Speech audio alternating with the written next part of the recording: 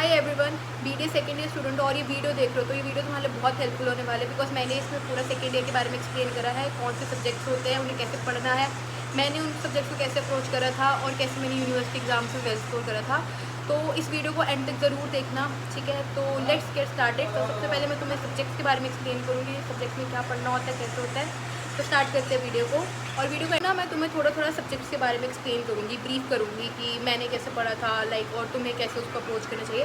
तो सबसे पहले मैं बात करती हूँ फार्माकोलॉजी के बारे में। देखो यार, मुझे फार्माकोलॉजी बहुत ज़्यादा लाइक लॉन्गेस्ट सब्जेक्ट लगता था। मुझे ऐसा लगता था कि अगर सेकेंड ईयर में कोई सबसे लंबा सब्जेक्ट है और जो थोड़ा डिफिकल्ट है लर्न करने के लिए, फार्माकोलॉजी था।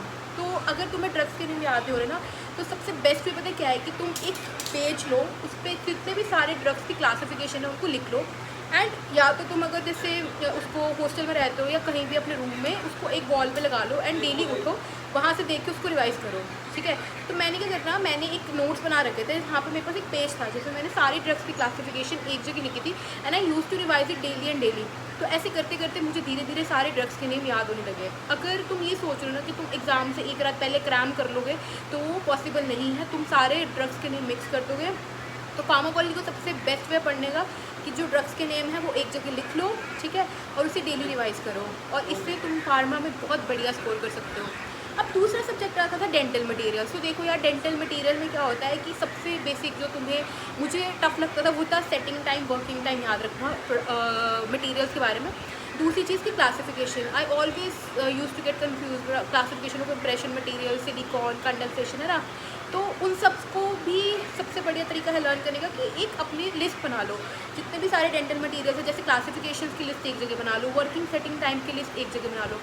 अब इससे क्या होता है कि तुम्हारे पास एक जगह कंसाइजली सारे मटेरियल्स का सेटिंग टाइम, वर्किंग टाइम आ गया है, ठीक है। तुम्हारे पास उनका जो क्लासिफिकेशन है वो आ गया है, तो तुम्हें बहुत इजी रहता एग्ज़ाम टाइम पे टू रिवाइज है, क्योंकि तुम्हारे पास वो सेपरेट होता और बहुत इजी हो जाता एग्ज़ाम टाइम पे पढ़ने के लिए।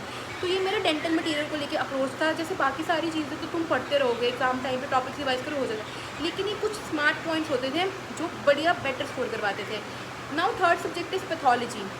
यार पैथोलॉजी मुझे बहुत इंटरेस्टिंग सब्जेक्ट लगता था। एंड पैथोलॉजी हमने दो पार्ट्स में पढ़ी थी, general pathology and systematic pathology. And I use to score full marks in systemic pathology always, क्योंकि मुझे वो पढ़ना बहुत पसंद है। अब उसमें तुम पढ़ोगे एनीमिया के बारे में, ठीक है, उसमें तुम पढ़ोगे एनीमिया, एचपी, हीमोग्लोबिन वगैरह सारी रिलेटेड डिसीजेस के बारे में।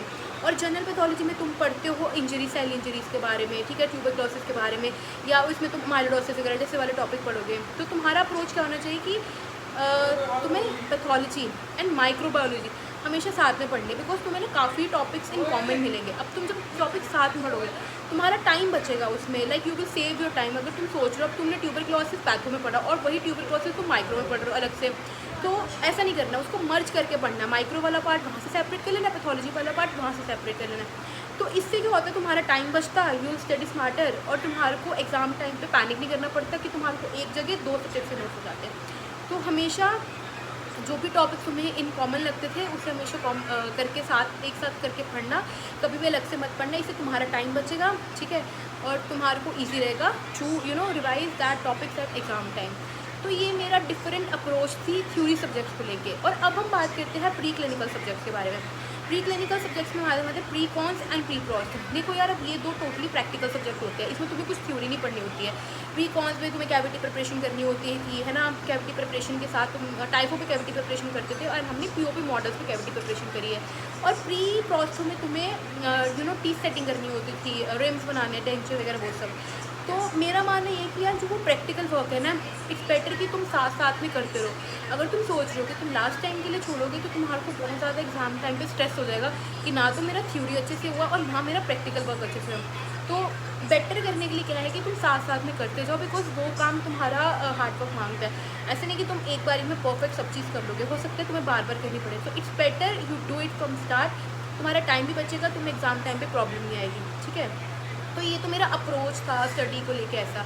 तो अब तुम्हें भी अब करना है, वेल स्कोर करना है यूनिवर्सिटी एग्ज़ाम में, तो तुम अपनी स्मार्ट स्ट्रैटेजी बनाओ, नोट्स बना के पढ़ो, ठीक है। लास्ट मोमेंट के लिए चीज़ें मत छोड़ो और ज़्यादा टफ नहीं मारना चीज़ों को, आराम से अपना पढ़ो, मज़े से लर्न करो, चीज़ों को सीखो and study smarter and save your time. जितना जितना हो सकता है कॉमन टॉपिक्स लेके पढ़ो।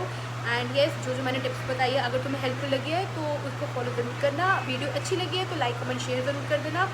और थर्ड ईयर टिप्स या फाइनल ईयर इंटर्नशिप जितनी भी सर्वाइवल टिप्स के लिए मेरे चैनल को सब्सक्राइब कर लो, बिकॉज बहुत जल्दी यहाँ पे सीरीज़ आने वाली है। Thank you everyone for watching it and do subscribe to my channel the smile doctor. Thank you everyone.